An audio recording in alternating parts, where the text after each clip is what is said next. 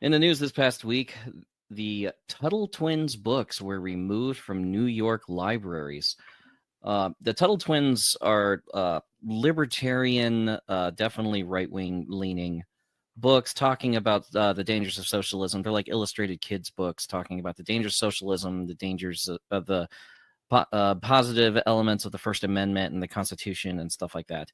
Well, New York libraries decided to get rid of the Tuttle Twins because they said they were problematic or that they excluded other viewpoints. That was my favorite part of their verbiage, was that they're like, we accept all viewpoints and these books exclude viewpoints, so we're banning these books. Okay. That does make sense on its face, obviously, because in order to present a viewpoint, you have to present the viewpoint. The reality is that librarians are left-leaning. Something like 95% of librarians vote Democrat. So there's not a lot of intellectual diversity amongst librarians. And it's very interesting how this story has been treated, because when it's going the other way, when it's, and I don't want to use any trigger words here, lest Facebook or YouTube hide this video. We'll just say adult content for children or just adult content in general, right? There's certain books that would be deemed adult content and certain libraries that cater to children that say, we don't want to have this adult content. It's inappropriate for children.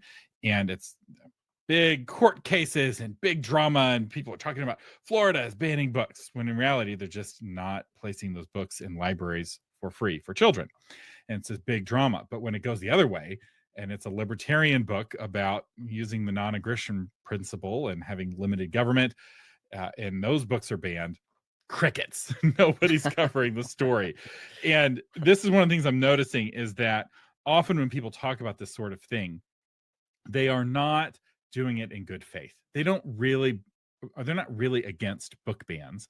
They're just against book bans for their side, right? We don't want you banning our books, but you can ban all the libertarian books you want. And the other thing that was very telling is that there was reasons given, because what broke the story was an internal email was leaked. And the internal email said, the books are in poor condition, which is an indication they've been checked out a lot and they've been very well loved by readers, which isn't a reason not to have a book. It's a reason to order another copy.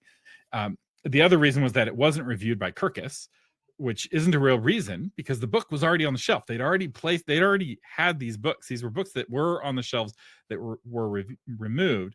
And then the third reason they gave was because it was a political reason, basically. And they used a euphemism, excluded viewpoints, which every book excludes viewpoints except for maybe the encyclopedia. It's like, it's the very nature of a book. It's like, we're banning this Bible because it doesn't advocate for Islam. It's like, what are you even talking about? That's like, that makes no sense.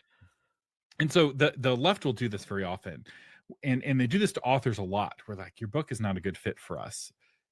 Or they'll say, you don't have a big enough platform. When in reality, politically, we don't agree with you, but we can't say that. Or you're not intersectional enough, but we can't say that either. And so we're going to give this vague reason that's not the real reason. It's not good faith negotiating. And so you have to know when you're being discriminated against and then take action. And the action is typically just doing things yourselves. So fortunately for Connor Boyack, he's not particularly harmed by this because he's got a direct connection to his readers. In fact, he's probably making more money in sales over the drama over this. I was going to talk about this. That it's his bringing him. Advertising is so much more aggressive now. I went to the landing page for his ad.